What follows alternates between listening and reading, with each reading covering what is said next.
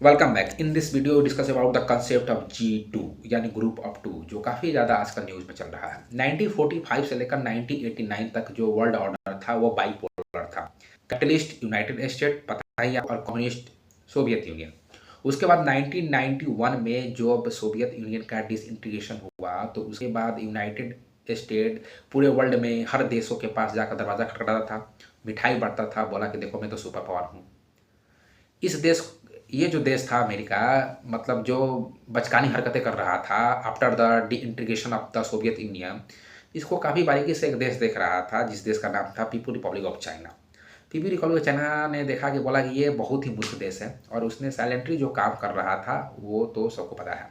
2007-8 में अमेरिका में एक आर्थिक मंदी हुई, और इसी आर्थिक मंदी से एक टर्म जब वहाँ सबसे ज़्यादा, क्योंकि ये टर्म पुराना है लेकिन ये आगे बढ़ा, फॉरवर्ड हुआ, यानी ग्रुप ऑफ टू यानी G2 का, कि एक तरफ अमेरिका वेस्टर्न पावर आगे बढ़ेगा और एक तरफ जो एशिया में सुपर पावर बन रहा है चाइना, या अगर ये दोनों एक दूसरे के साथ आते हैं, इंटरेस्ट आप एक म्यूचुअल इंटरेस्ट के लिए काम करते हैं, तो दोनों देशों के लिए बेहतर होगा, वर्ल्ड ऑर्डर के लिए भी बेहतर होगा।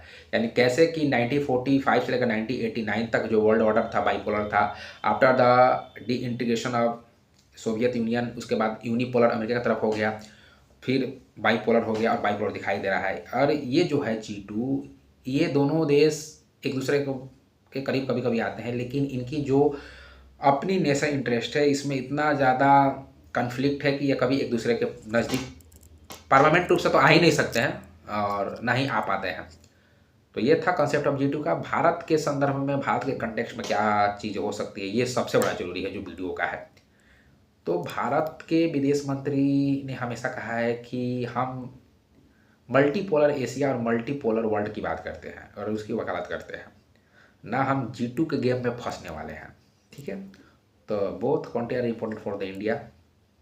ओके, और मल्टीपोलर वर्ल्ड और मल्टीपोलर एशिया पर भारत का स्टैंड है। ठीक है, तो ये था G2, भारत का भी आपने संदर्भ जाना। धन्यवाद।